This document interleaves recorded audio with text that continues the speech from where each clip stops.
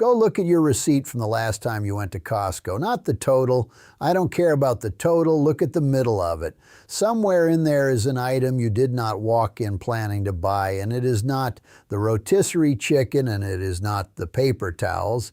It's something that was sitting on a pallet in the middle of the aisle, and you saw it and you thought, well, that won't be here next month. You were right, it won't be. My name is Henry.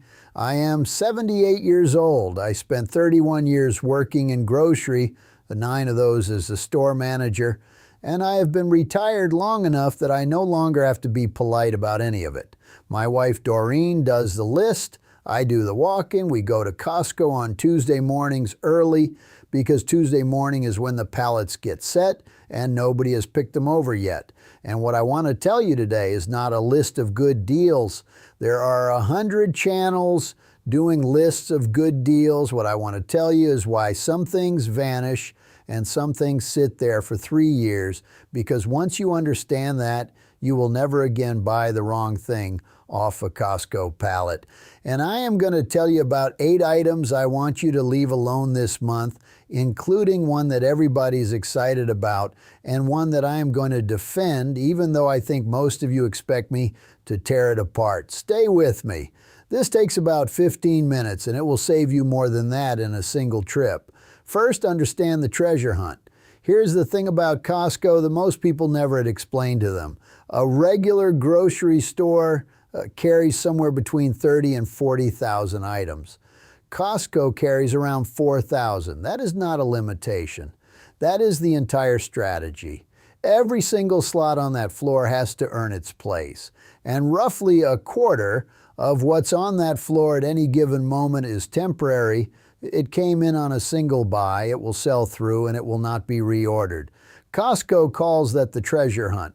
Internally, in the trade, we always just called it the churn. The churn is why people go to Costco more often than they go anywhere else.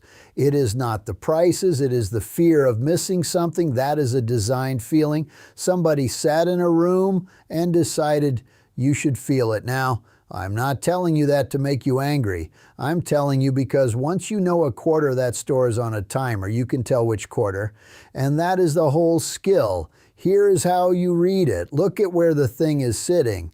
If it is on a wooden pallet in the center aisle, still in its shipping cardboard, with a handwritten sign or a small plain price tag, that is a one-time buy.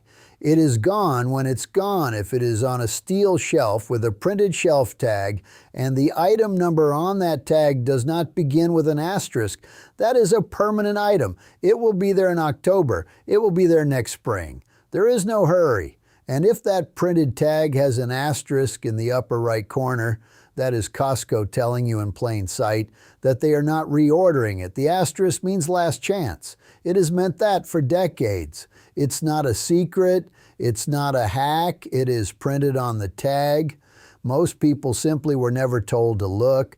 An asterisk and a price ending in 97 together is the strongest signal in the entire warehouse. That is a manager marking something down to clear it.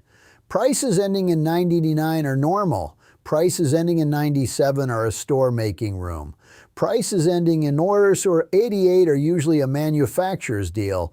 That is 4 pieces of information, all printed, all public, all free. Nobody hides them. Nobody explains them either. The 10 that won't last 1, the summer outdoor furniture, every year the same pattern. The seating sets come in around March. They carry a decent price. And by the 3rd week of July, the remaining ones get an asterisk and a 97, and they are gone inside of 10 days. Not because they're bad, because Costco needs that floor space for a season that starts arriving in August.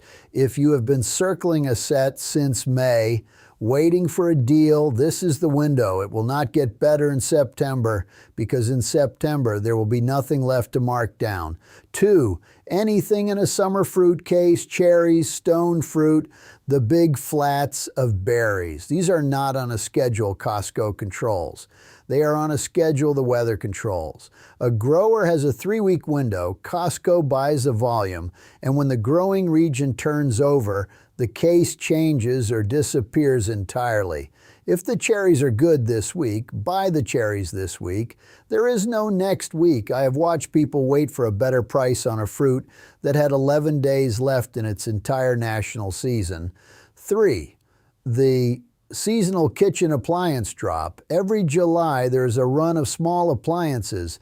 The ice makers, the outdoor pizza ovens, the big drink coolers. These come in on a single buy against a summer demand curve, and they are cleared hard by mid-August. Here's the part that matters. Costco's return policy on these is the reason to buy from Costco rather than online. 90 days on electronics, and functionally unlimited on most everything else.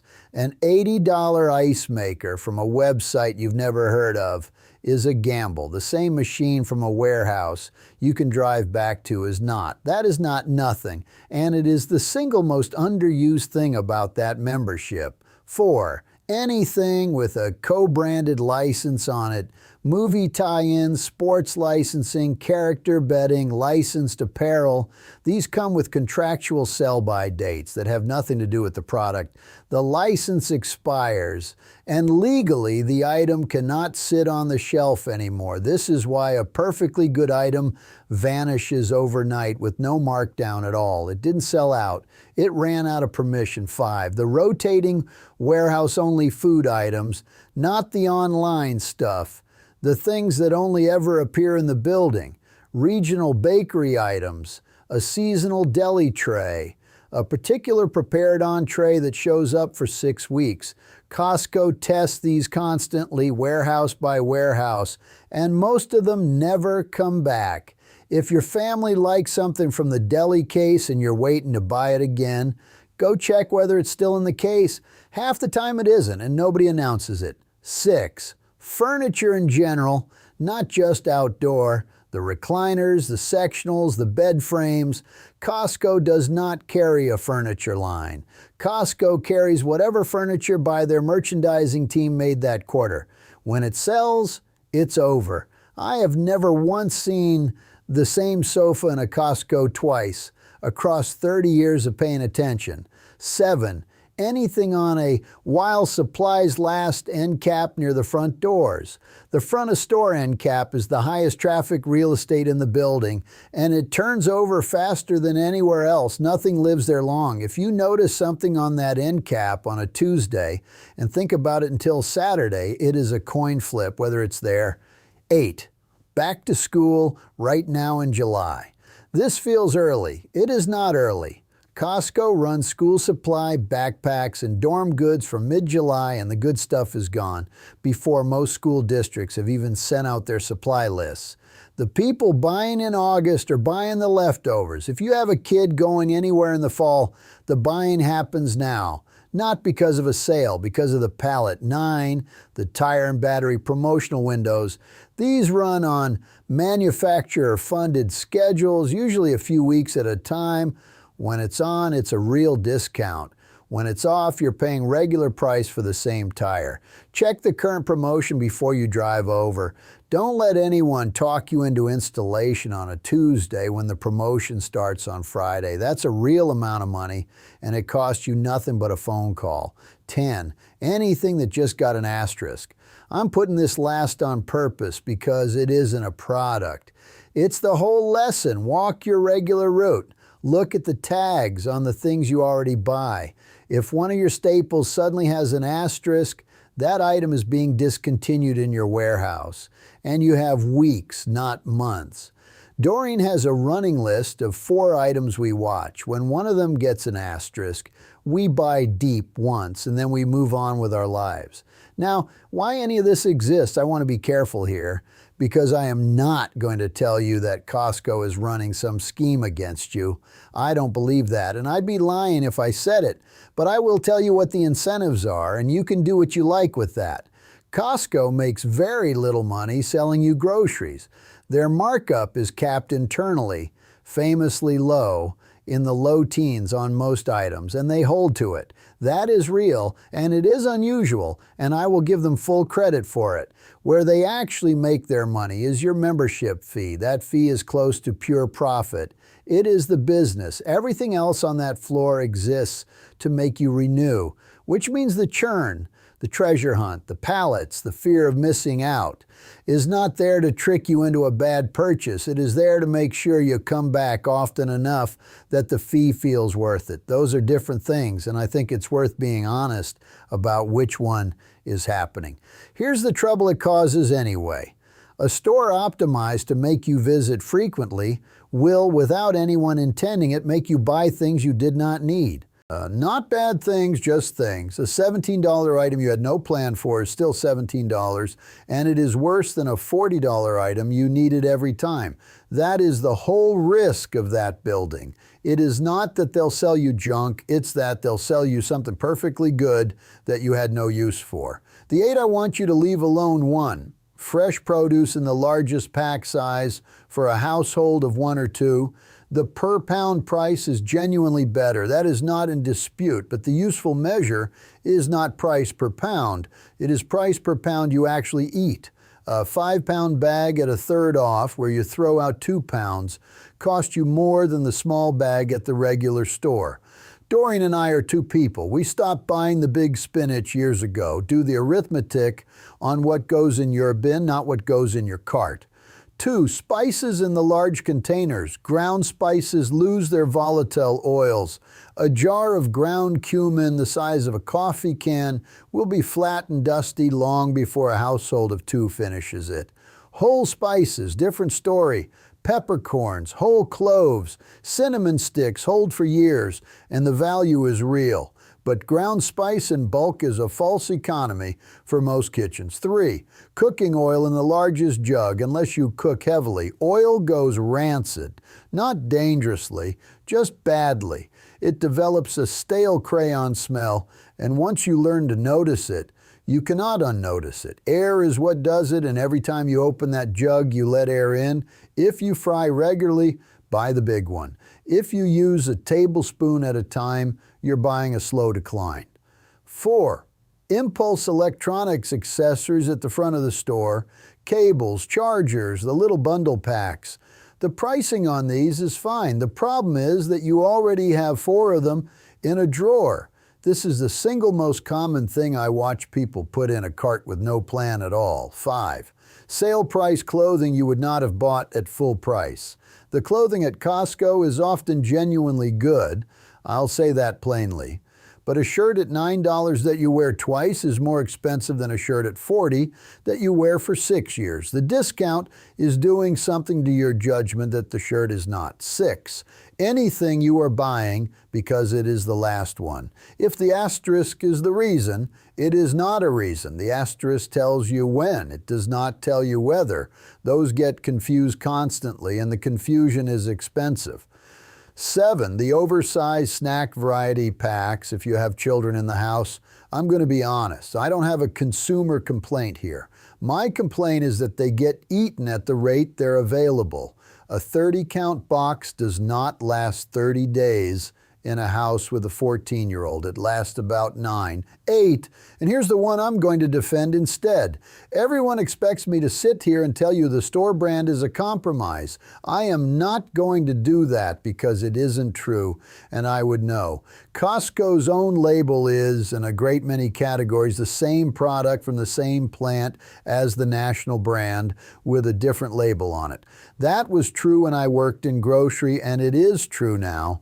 It is one of the few store brands in this country with a genuine reputation to protect, and the buying team is famously aggressive about quality because a failure damages the membership, which is the actual business. Where I'd still tell you to be careful. The categories where formulation genuinely varies. Some coffee, some chocolate, anything where the ingredient percentage is the whole product. Taste those against your usual before you commit to a case, but as a general rule, buy the store brand. I've been telling Doreen that for 20 years, and she's been right about it longer than I have. what last Tuesday actually looked like. Doreen sent me with 6 things on the list. I came back with 9, not 11, not 14, 9. 3 extras, and I want to walk you through them because this is the whole thing in practice. The first extra was a flat of cherries. Bought it because the season was closing and there's no second chance on a cherry. Correct buy. The second was a case of the store brand paper towels, which had an asterisk on the tag, a packaging change most likely, not a discontinuation. Bought 2 cases because we use them, we always use them, and the price ended in 97. Correct buy. The third was a cast iron skillet on a center aisle pallet for $31. I carried that skillet for 4 aisles and then I put it back because I already owned 2.